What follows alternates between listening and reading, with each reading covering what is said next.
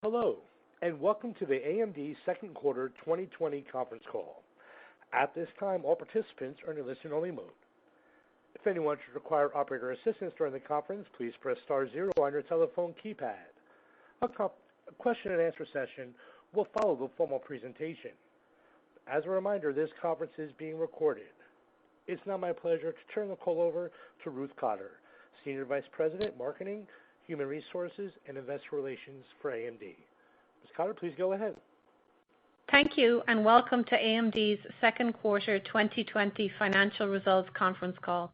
By now, you should have had the opportunity to review a copy of our earnings release and slides.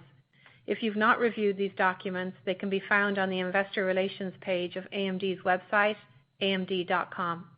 Participants on today's conference call are Dr. Lisa Su, our President and Chief Executive Officer, and Devinder Kumar, our Senior Vice President, Chief Financial Officer, and Treasurer. This is a live call and will be replayed via webcast on our website. Before we begin today, please note that AMD is scheduled to participate in several Wall Street events during the third quarter.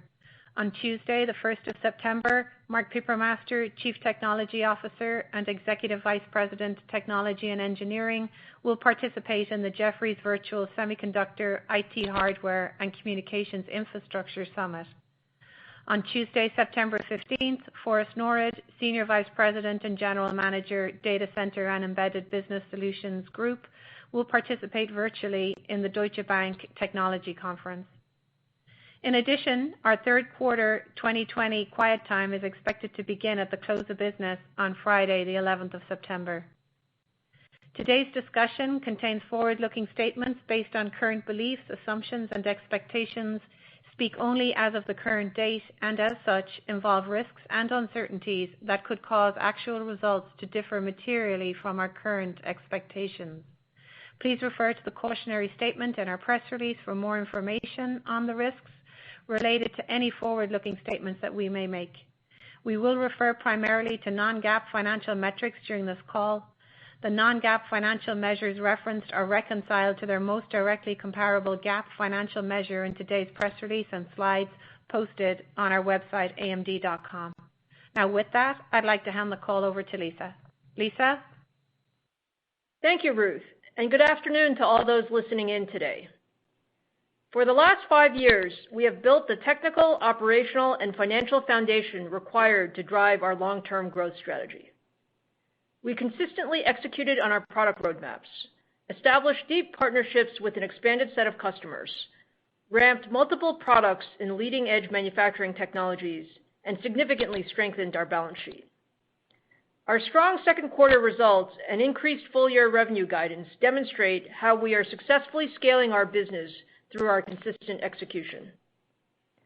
Looking at the second quarter, revenue grew 26% year over year to $1.93 billion, driven by strong demand for our leadership server and client processors. We accelerated our server and mobile processor businesses significantly in the quarter, resulting in Ryzen and EPYC processor revenue more than doubling year over year. Importantly, we met our double-digit server processor market share goal as data center products accounted for more than 20% of our second quarter revenue. Turning to our computing and graphics segment, second quarter revenue increased 45% year over year to $1.37 billion, as growth in Ryzen processor sales more than offset lower graphics sales. We delivered our highest client processor revenue in more than 12 years. Increased working and schooling from home due to COVID-19 resulted in a strong PC market in the quarter, although we believe our growth was largely driven by our 11th straight quarter of market share gains. Desktop processor sales decreased sequentially as anticipated, while revenue and ASP increased year over year as demand for our higher-end Ryzen processors drove a richer mix. In mobile, we had record quarterly notebook processor unit shipments and revenue. Sales of our latest Ryzen 4000 series processors grew significantly in the quarter, resulting in mobile revenue growing by a strong double-digit percentage sequentially and more than doubling from a year ago as both unit shipments and ASP increased significantly. Multiple third-party reviewers have consistently highlighted that our latest notebook processors deliver superior performance and longer battery life compared to the competition. As a result of this strong performance, I'm pleased to report that Ryzen 4000 processor revenue has ramped faster than any mobile processor in our history. There are now 54 Ryzen 4000 powered notebooks in the market. We expect to continue accelerating our mobile processor business in the second half of the year as HP and Lenovo ramp their first commercial notebooks powered by Ryzen Pro 4000 series processors, and the second wave of more than 30 ultra-thin, premium, and gaming consumer notebooks launched from multiple OEMs. In graphics, second quarter revenue declined year over year as strong double-digit increase in mobile GPU sales was more than offset by lower desktop channel sales. While desktop GPU shipments were lower year over year, channel sellout accelerated in the quarter. Mobile GPU revenue growth was driven by adoption of our RDNA GPUs, highlighted by the launches of new Apple Professional and Dell gaming notebooks featuring our Radeon 5000M series mobile GPUs. Data center GPU revenue decreased year over year. We expect revenue to increase in the second half of the year as additional cloud-based visual computing wins ramp and we launch our new CDNA data center GPU architecture optimized for next-generation exascale and machine learning workloads. Turning to our enterprise embedded and semi-custom segment, revenue of $565 million decreased 4% year over year due to lower semi-custom sales. Sequentially, revenue increased 62%, driven by record quarterly server processor sales and increased semi-custom product revenue. In semi-custom, we passed an important milestone in the second quarter as we began initial production and shipment of our next-generation game console SoCs. We expect strong second-half semi-custom growth as we ramp production to support the holiday launches of the new PlayStation 5 and Xbox Series X consoles. Turning to server, our focus since launching our EPYC processors has been on building a solid foundation to drive long-term growth. Our strategy is grounded in driving broad, high-volume adoption with widespread support from industry-leading cloud and hardware providers. We passed a significant milestone in the quarter as we achieved our double-digit server processor unit share goal based on broad adoption across cloud, enterprise, and HPC customers. In cloud, multiple hyperscale customers ramped second-generation EPYC processors into high-volume production in the quarter to power both their internal infrastructure and publicly available instances. Microsoft announced they have added EPYC processors to power their Office Online applications used by more than 200 million monthly users. Tencent ramped up multiple millions of EPYC processor-powered virtual machines to support enhanced collaboration services. Google announced that EPYC processors were being used exclusively to power their unique confidential computing VMs that encrypt data while it is being processed. And AWS launched global availability of new compute-optimized EPYC-based EC2 instances. In enterprise, we have significantly expanded our TAM as the number of AMD platforms has increased by more than 40% so far this year. Recent additions include Dell and HPE introducing multiple hyperconverged infrastructure solutions, Lenovo launching dual-socket servers for financial, retail, and manufacturing, and NVIDIA selecting AMD EPYC processors to power its latest DGX AI platforms. We also secured new HPC wins based on the leadership performance and scalability of second-gen EPYC processors. Public highlights include new wins with leading research institutions including Indiana University, Purdue, and CERN, as well as Amazon, IBM, Microsoft, and Oracle, all announcing cloud-based HPC offerings powered by EPYC processors. We are pleased with the momentum in our server business and expect to continue gaining share as additional second-gen EPYC platforms and cloud deployments ramp to volume in the second half of the year. We remain on track to begin shipping our next-generation Milan server processor featuring Zen 3 late this year. In closing, I want to thank our employees and partners for the strong execution during this unprecedented time as we continue to focus on delivering on our commitments. While there continues to be some macroeconomic uncertainty and pockets of demand softness, our product portfolio is very strong and our markets are resilient. We are on track to deliver strong growth in the second half of the year, driven by our current product portfolio and initial shipments of our next-generation Zen 3 CPUs and RDNA 2 GPUs that are on track to launch in late 2020. I am very proud of the progress we have made over the last few years, placing AMD on a long-term growth trajectory.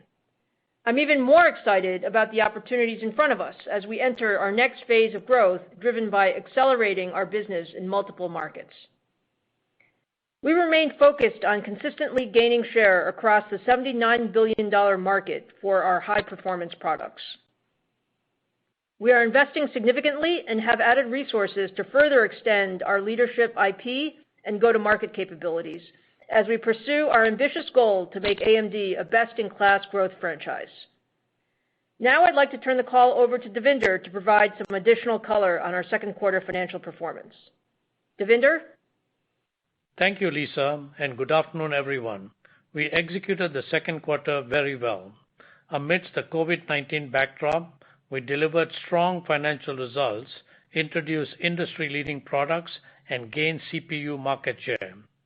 The second quarter results and increased full-year revenue guidance highlight our ability to consistently deliver on our commitments as we continue to drive long-term financial growth. Second quarter revenue was $1.93 billion, up 26% from a year ago and 8% from the prior quarter. Year-over-year growth was driven by strong Ryzen and EPYC processor sales. Gross margin was 44%, up 330 basis points from a year ago, driven by client and server processor sales. Operating expenses were $617 million compared to $512 million a year ago, primarily due to ongoing investments in the business. Operating income more than doubled year-over-year to $233 million, up $122 million from a year ago, driven primarily by revenue growth. Operating margin increased to 12% as compared to 7% a year ago. Net income was $216 million, up $124 million from a year ago, and diluted earnings per share were 18 cents per share compared to 8 cents per share a year ago. Now turning to the business segment results. Computing and Graphics segment revenue was $1.37 billion, up 45% year-over-year, driven by significant growth in Ryzen processor sales. Computing and Graphics segment operating income was $200 million, or 15% of revenue, compared to $22 million, or 2% of revenue a year ago. Enterprise, Embedded, and Semi-Custom segment revenue was $565 million, down 4% year-over-year due to lower semi-custom sales, which were largely offset by higher EPYC processor sales. EESC segment operating income was $33 million, or 6% of revenue, compared to an operating income of $89 million a year ago. Turning to the balance sheet, cash and cash equivalents totaled $1.8 billion, including $200 million from our revolving line of credit, which was fully repaid in the third quarter. Inventory was $1.3 billion, up 25% from the prior quarter in anticipation of the revenue ramp in the second half of 2020 and new product launches. Free cash flow was $152 million in the second quarter. I am very pleased with our cash performance in the quarter, which resulted in the first quarter of the year, or the first half of the year, being free cash flow positive. Let me now turn to the outlook for the third quarter of 2020. Today's outlook is based on current expectations and contemplates the current COVID-19 environment, global economic backdrop, and customer demand signals. We expect revenue to be approximately $2.55 billion ± $100 million, an increase of approximately 42% year-over-year and approximately 32% sequentially. The year-over-year and sequential increases are expected to be driven by higher Ryzen and EPYC processor sales and next-generation semi-custom products. In addition, for Q3 2020, we expect non-GAAP gross margin to be approximately 44%, non-GAAP operating expenses to be approximately $660 million, non-GAAP interest expense, taxes, and other to be approximately $25 million, and the diluted share count in the third quarter is expected to be approximately 1.23 billion shares. For the full year 2020, we now expect higher annual revenue growth of approximately 32%, driven by the strength of our PC, gaming, and data center products. We continue to expect gross margin of approximately 45% for the full year, up 2 points from the prior year. In closing, while there continues to be global economic uncertainty due to COVID-19, we have significant opportunities ahead of us with strong product demand across multiple markets. We are in a good position to accelerate our financial momentum, expand gross margins, and generate significant cash. With that, I'll turn it back to Ruth for the question and answer session. Ruth? Thank you, Devinder. And operator, please poll the audience for the question and answer session. Certainly. We'll now be conducting a question and answer session. If you'd like to be placed into question queue, please press star 1 on your telephone keypad. A confirmation tone will indicate your line is in the question queue. You may press star 2 if you'd like to remove your question from the queue. For participants using speaker equipment, it may be necessary to pick up your handset before pressing star 1. One moment, please, while we poll for questions. Our first question today is coming from Mark Lipacis from Jefferies. Your line is now live. Hi, thanks for taking my questions. A question for Lisa. You've said in the past that your customers, they don't buy CPUs, but they buy roadmaps. And I was hoping that you could tell us about your roadmap, particularly in servers going forward, how it compares to your competition. And as part of that, does your view of the competitive environment change after your biggest competitor last week noted a push in its 7-nanometer process? Thank you. Hi, Mark. Yeah, thanks for the question. So, look, we've been very focused over the last couple of years on our roadmap and our strategy. And, for sure, when we talk to our customers, it's about ensuring that they understand we have a consistent roadmap that is pushing the leading edge of performance and ensuring that we deliver the performance improvements that we promise.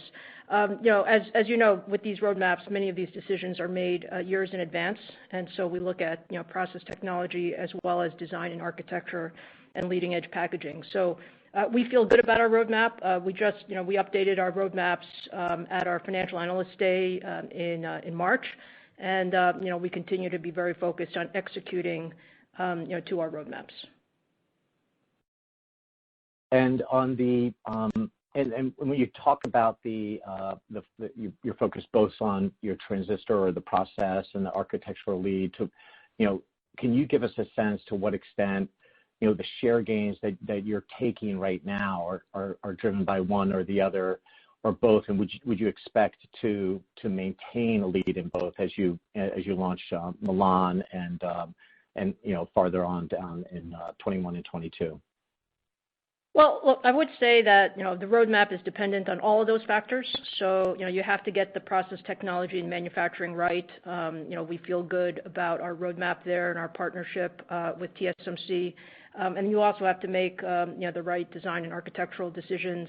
And we feel good about our CPU roadmap. So, right now we are on Zen 2 with Rome. We saw a very nice acceleration of our data center business due to some of the key customers that have launched. We are on track, or we expect to start shipping Milan here late this year. And then we're also working in development on Zen 4, which is slated for 5 nanometer. Thank you. Thank you. Our next question today is coming from Vivek Arya from Bank of America. Your line is now live. Thanks for taking my question, and congratulations on the strong growth despite all the headwinds.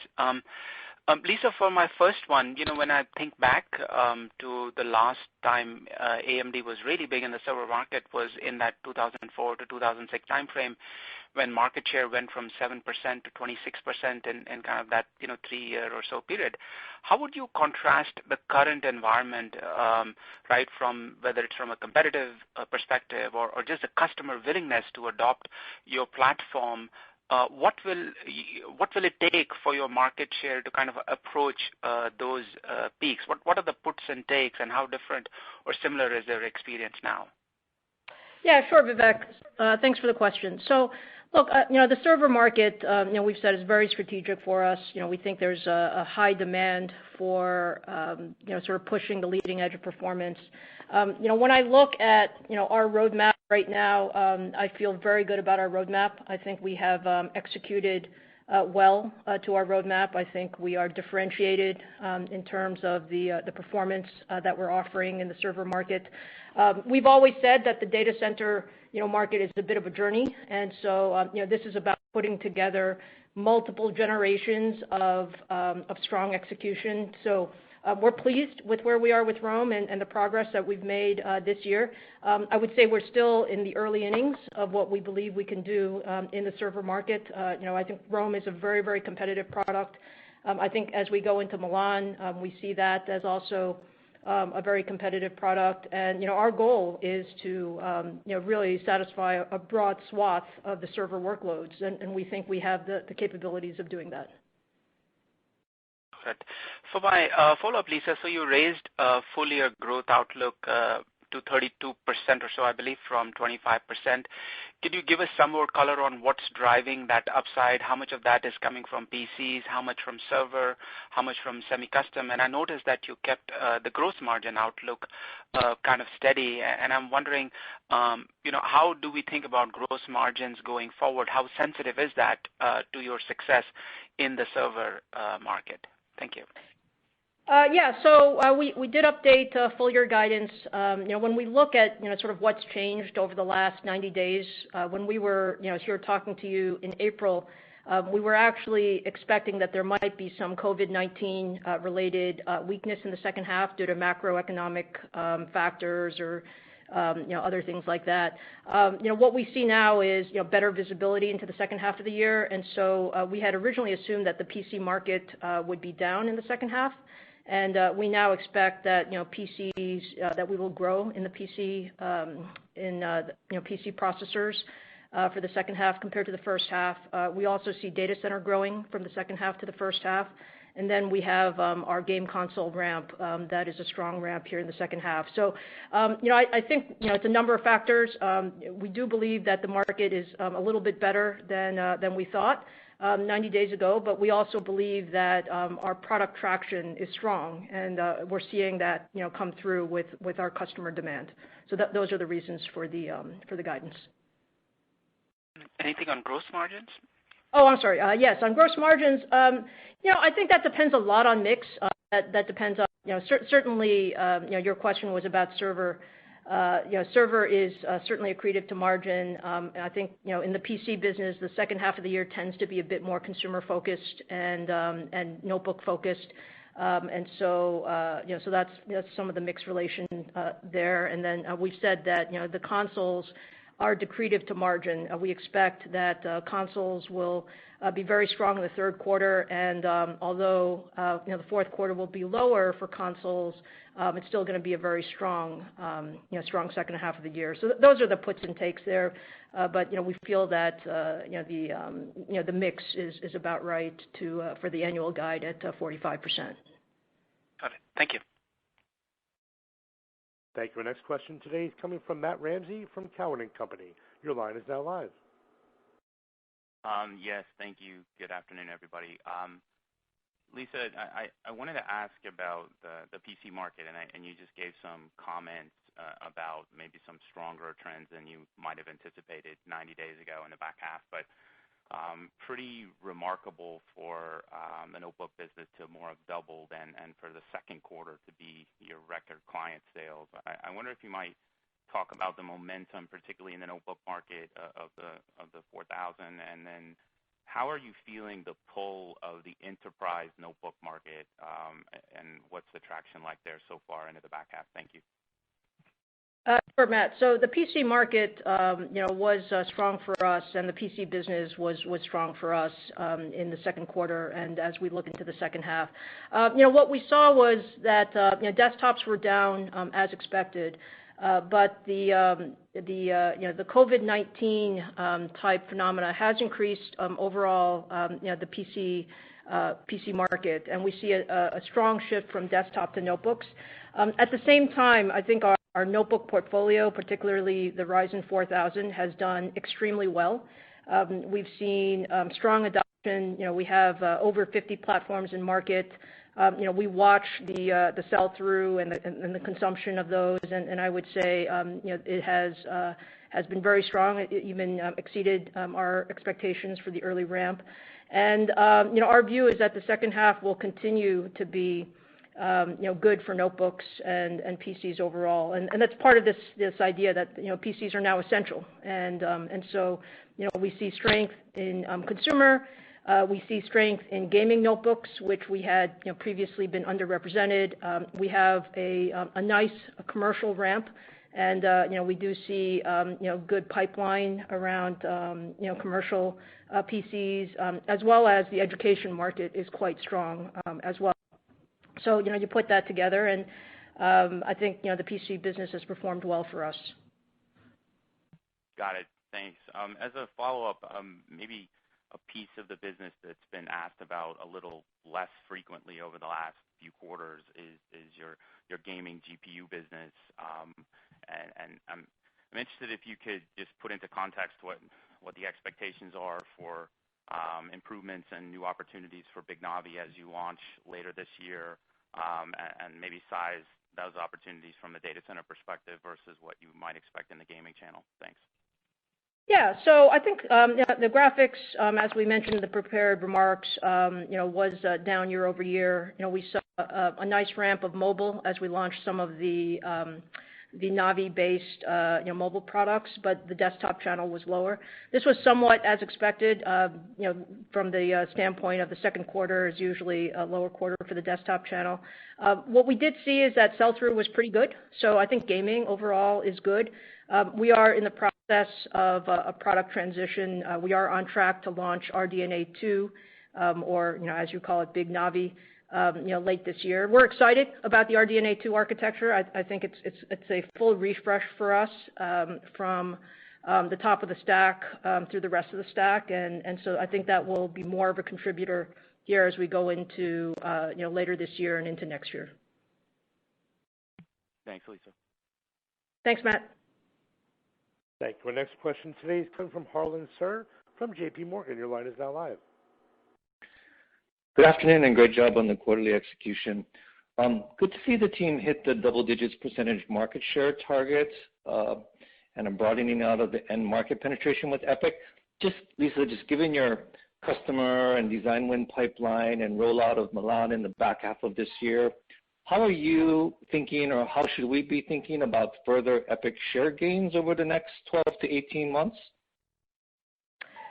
Sure, Harlan. So, look, we are optimistic about our product positioning in the server market. Much of what we've been doing up through now, frankly, is making sure that our customers were ready to take advantage of Rome and EPYC. And so we saw some nice traction here in the first half of the year, particularly in the second quarter, around some top cloud accounts that have started to ramp in good volume.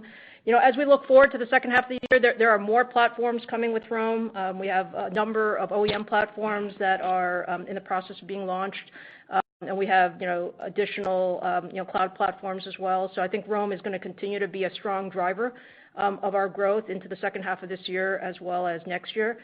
We're excited about Milan. Milan is looking good in the labs. We're working with our customers on Milan, and we expect to start shipping that later this year. So, I think the way to think about our server business is, again, it's a journey, and we're pleased with where we are today, but there's a significant opportunity for us if we continue to execute well over the next, I would say, more than 12 to 18 months, but really we see this as a multi-year opportunity. Yep, absolutely. And then as a follow-up, we do an annual CIO survey here at JP Morgan. For the past 3 years, we've been asking global CIOs, are they thinking about or planning to use EPYC-based platforms for on-prem? And in the most recent survey that we did in June, we actually saw a 60% year-over-year increase in the number of CIOs that are thinking about using EPYC for on-prem. Our interpretation is that interest level and mind share is growing quite rapidly. I guess my question to you, Lisa, is what is the AMD team seeing from an actual adoption perspective, and what's your sense of your enterprise mix sort of 2 to 3 years from now? Yeah, actually, Harlan, I saw that data and I thought it was good data. So what I would say is that we are making progress in the enterprise business, and that comes from a number of different factors. But first is the availability of platforms. We have a very diverse set of platforms from our OEM partners that are now in market. We've also done quite a bit on the ecosystem and ensuring that we have the partnerships with the ISVs, and then just basically feet on the street where we're talking directly to some of these enterprise customers. So I feel good about the progress that we've made. Again, I would refer to the fact that mind share is a leading indicator, but there is a lot for us to do to convert that into market share and revenue growth. But we feel like we're on a good path, and we're going to continue to focus on both cloud and enterprise growth. And I'll also mention HPC is another key vector for us where we're very focused on showing a strong value proposition for those sort of toughest, most scientific workloads. Yep, absolutely. Thank you. Thanks, Harlan. Thank you. Our next question today is coming from Joe Moore from Morgan Stanley. Your line is now live. Great, thank you. As a segue from the previous question, can you talk a little bit about your enterprise prospects on the PC client side? Can you give us a sense for how much at this point your business is skewed to consumer, and how much progress are you making there in terms of penetrating enterprise business? Sure, Joe. No question, our business is more consumer-weighted today. I will say we're growing nicely in commercial PCs. I think the strength of the Ryzen 4000 product has been good for us. I think there's a lot of positivity around the performance, the battery life, the capabilities there.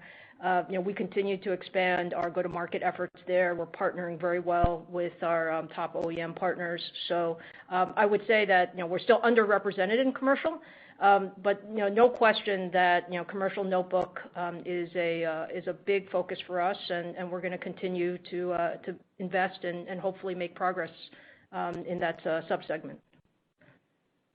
Great. And then as a follow-up, there's been a bunch of press about console builds getting revised up meaningfully by several million units coming from Nikkei. And yet your upside for the year seems fairly balanced across the segments. Can you give us just color on what's happening in that console segment? Is there that much upside, and could your numbers prove conservative as we move through the back half?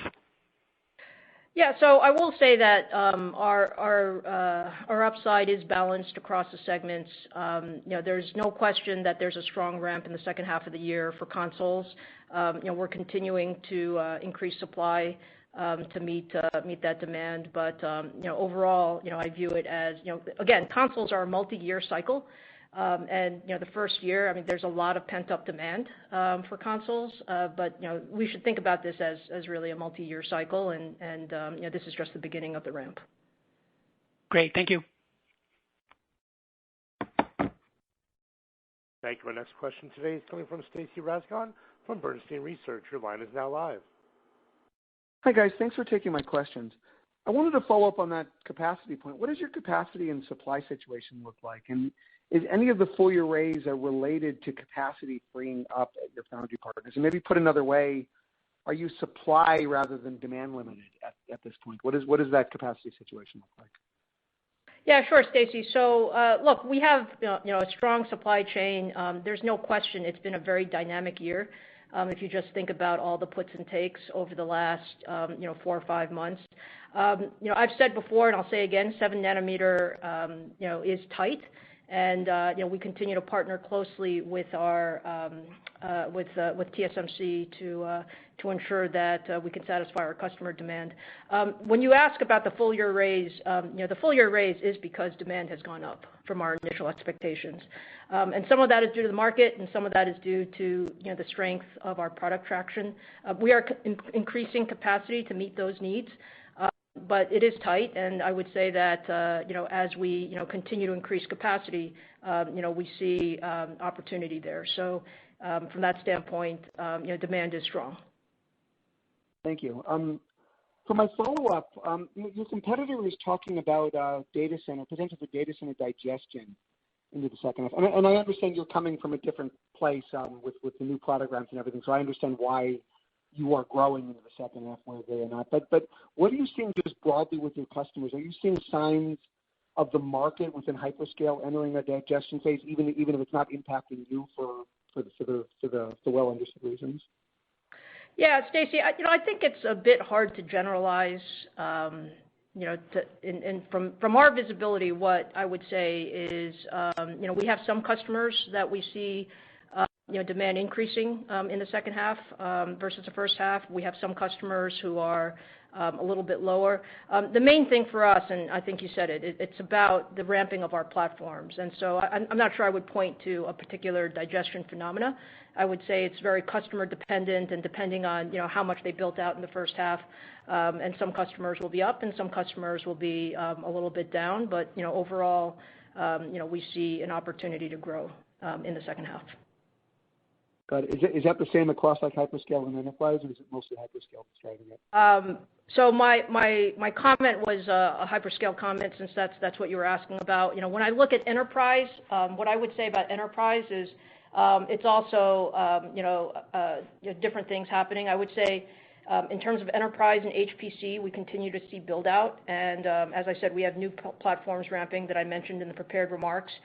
There is a bit of softness in SMB or some of the transactional business. And again, we were not very exposed to that portion of the market, so I don't see it as it's going down. It's just perhaps not increasing as fast as we wanted it to. But overall, it really depends on customer specific stuff, and we don't see sort of this large scale people slowing down. I would say it that way. I think there's a need for infrastructure, and we see people continuing to invest in infrastructure. Got it. That's very helpful. Thank you so much. Thank you. Our next question today is coming from Aaron Rakers from Wells Fargo. Your line is now live.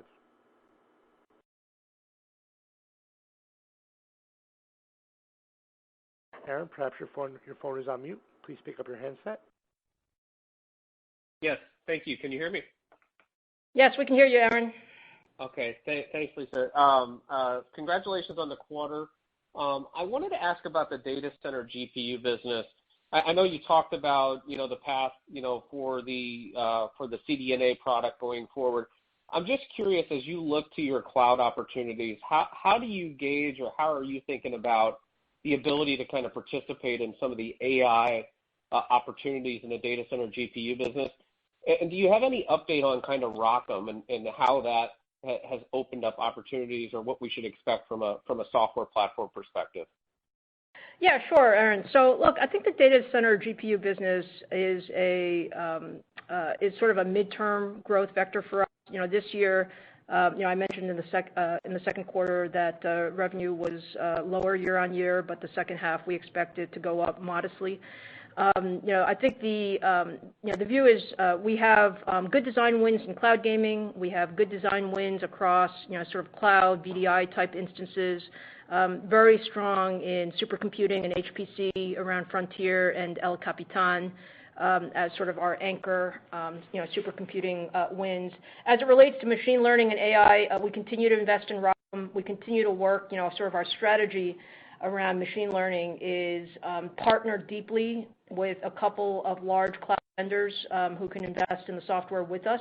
And we see that as a multi-year, opportunity. But, it will, it's not a big revenue contributor here in 2020, but we see, a growth opportunity as we go into 2021 and beyond.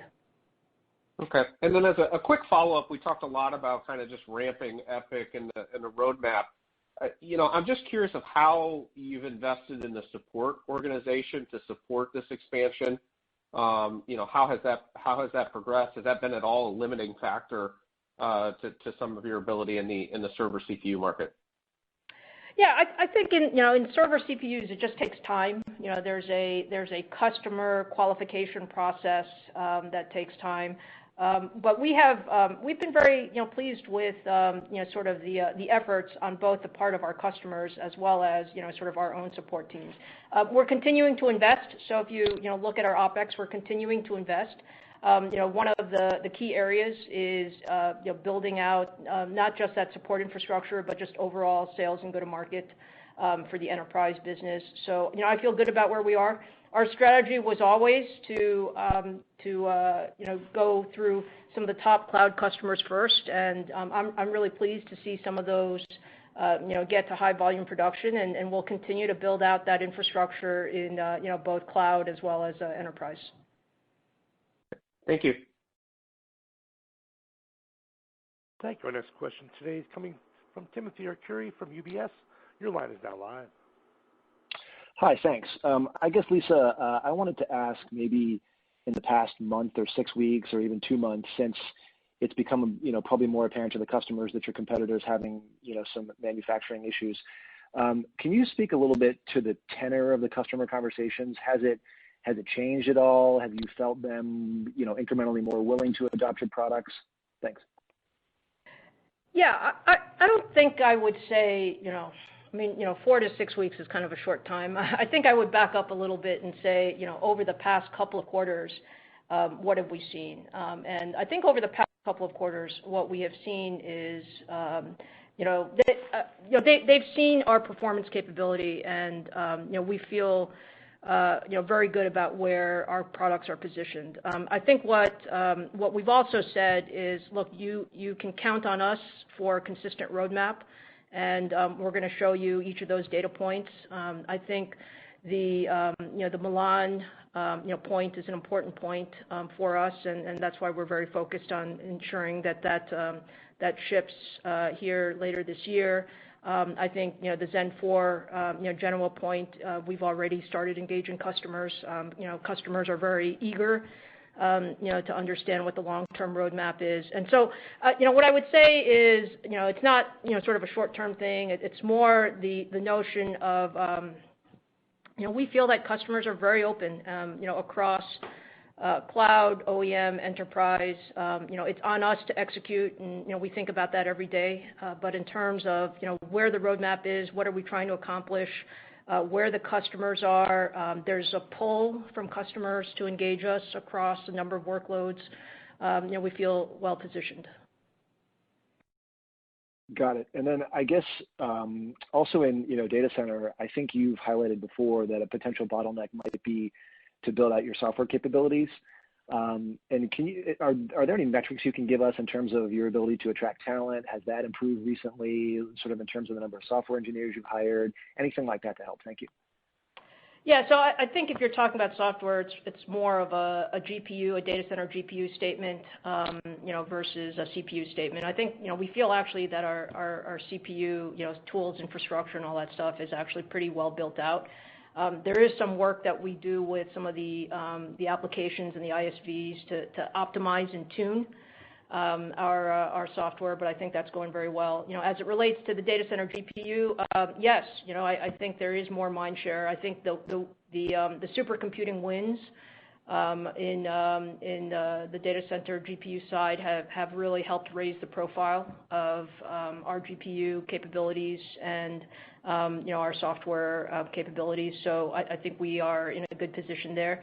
And from our standpoint, again, this is about building out sort of multiple vertical applications and doing that very well. So we continue to invest in the data center. It is a very strategic part of our business, but we're making good progress. Thanks a lot, Lisa. Thank you. Thank you. Our next question is coming from Mitch Steves from RBC Capital Markets. Your line is now live. Hey guys, thanks for taking my question. I wanted to focus on a little bit of a different topic, kind of comparing x86 and ARM. So I'm sure you guys saw the announcement that Apple is displacing Intel with its own ARM-based chip. And historically, the reason why you couldn't really use an ARM-based chip is because there was no real developers around it. So I guess, is there any risk, or how do you guys think about ARM-based servers becoming a potential competitive threat in the future? How would that impact the x86 market and Intel as well? So do you have any comments on that in terms of Apple's potential entrance in developing an ARM-based ecosystem? Yeah, I think what I would say is, there are going to be some people who develop their own chips. Apple has announced it in the Mac space, and there are some who are building their own in the data center space. I still believe this is not about ARM versus x86. I think it's more about what performance do you offer, what capabilities do you offer, where the overall ecosystem is, and in that sense, I think we still feel quite confident that both the PC market as well as the server processor market are predominantly x86. I think there's a very good set of offerings out there that are available. And it's on us, frankly, on us to make sure that the performance that you get, the power that you get, the performance per dollar, the capabilities are very, very competitive, so that we're offering sort of the best-in-class processors in the market. Got it. And then just one follow-up, just on the data center comment, 20% of revenues. Is still the data center graphics piece still a small part of the business, or was that better this quarter? Just trying to get a qualitative understanding of what happened there. Yeah, Mitch. So we did say that overall data center revenue was over 20% of revenue this quarter, and it was predominantly CPUs. So the GPU portion of that is still relatively small. So just to be clear, GPUs were basically flat sequentially, or were they up? They were actually down sequentially. Okay, helpful. Thank you. Operator, we'll take two more questions, please. Certainly. Our next question today is coming from Ross Seymour from Deutsche Bank. Your line is now live.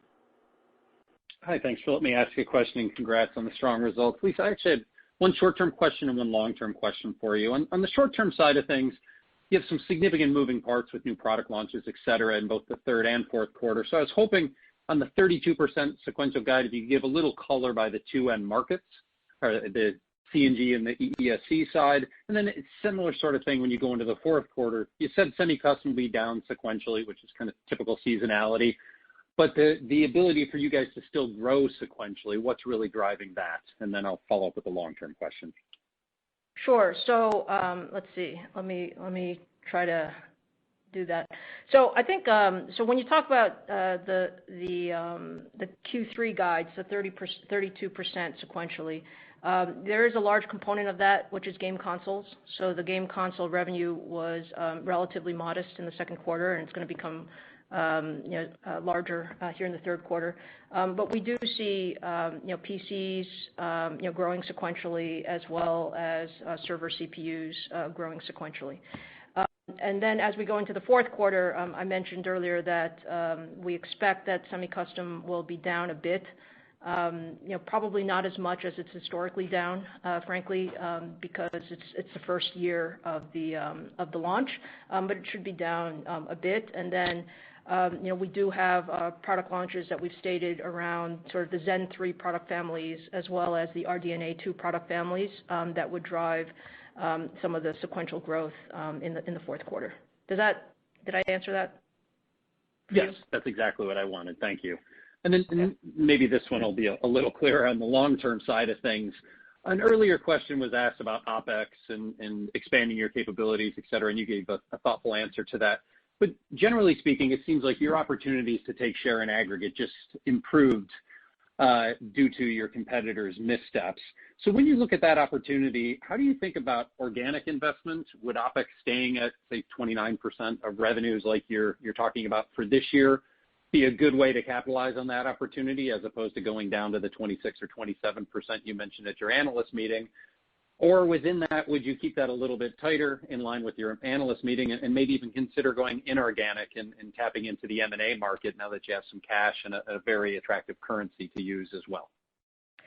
Yeah. So yes, let me answer it this way. So look, we are very excited about our organic growth opportunities. I think we want to stay sort of at that sort of very significant growth, in that over 20% CAGR for the next couple, 3 or 4 years.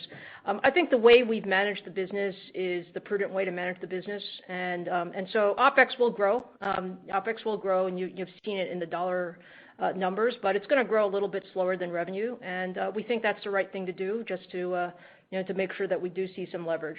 That being the case, because the business is growing so much, we are investing quite heavily in OpEx across the business in both R&D and go-to-market. So what was the second part of your question, Ross? With just the inorganic way, would that be an avenue to broaden your offering to some of your customers? Well, look, I think we have been focused on the organic growth path because there is so much opportunity there. We'll look, we'll always keep an eye open for other opportunities to enhance the portfolio or do some skills acquisition, if that makes sense. But I think we're very focused on executing the organic growth path. Perfect. Thank you. Thanks, Ross. Thank you. Our final question today is coming from John Pitzer from Credit Suisse. Your line is now live. Hey, guys. Thanks for squeezing me in, and congratulations on the strong quarter. Lisa, it's really great to see embedded in the implied fourth quarter guide a gross margin that needs to go up about 200 basis points sequentially to meet your full-year guidance, and especially with gaming consoles being down less than seasonal. I'm wondering if you could just help me unpack that a little bit. When you think about the gaming console cycle, is there gross margin improvement available to you as that cycle ramps and matures? And I guess more importantly, when you look at both the PC market and the server fleet, where are you relative to optimal product mix vis-a-vis kind of longer-term gross margin aspirations? Yeah, sure. So, obviously there's a lot to happen between, now and the fourth quarter, but, I think from the guide, what you get is we see the server and PC growth generally positive. If you think about what we have planned from now through the rest of the year, we do have some significant new products that will start shipping that will be positive from a gross margin standpoint. On a console basis, it is true that the console margins typically improve over the first sort of 4 to 6 quarters, because you would expect that as we ramp into higher volume, that there are improvements in manufacturing costs and so on and so forth. So those are the factors that are in there. A lot will depend on mix, and the mix of the business being what is a mix of consumer versus commercial on the PC side, and then on the data center side, the mix between cloud and enterprise. And so we have to see how some of those things play out as we go out through the end of the year. But overall, I think the trend is such that you should see sequential growth in the gross margins as we go into the fourth quarter for some of the reasons that I mentioned. That's helpful. And Lisa, as a follow-on, you've always talked about this being a marathon more than a sprint, and you guys have had a pretty methodical strategy to which you've executed to. But given the revelations of Intel's missteps last week, what might you do differently from here to try to take advantage of it? Well, John, I think the most important thing for us is to execute to our commitments to customers. And that, by the way, that's been the same focus for us over the last few years, and it'll continue to be the same focus for the next few years. I think consistency in roadmap, consistency in performance expectations, being capable of ramping across. Basically what we're asking is for people to trust us with their most important applications. And so, our focus is very much execute on the roadmap that we've committed to, and that's key for us. And no question, there's a lot of things to do in engineering to get that, to make that happen. But I think we're very clear on what we want to deliver, and we're excited, frankly, about the roadmap we have in front of us. Perfect. Thank you. Thank you, everybody, for joining the call today. We appreciate it, and we look forward to seeing many of you virtually throughout the quarter. Operator, if you can close the call, please. Certainly. That does conclude today's teleconference. You may disconnect your line at this time and have a wonderful day. We thank you for your participation today.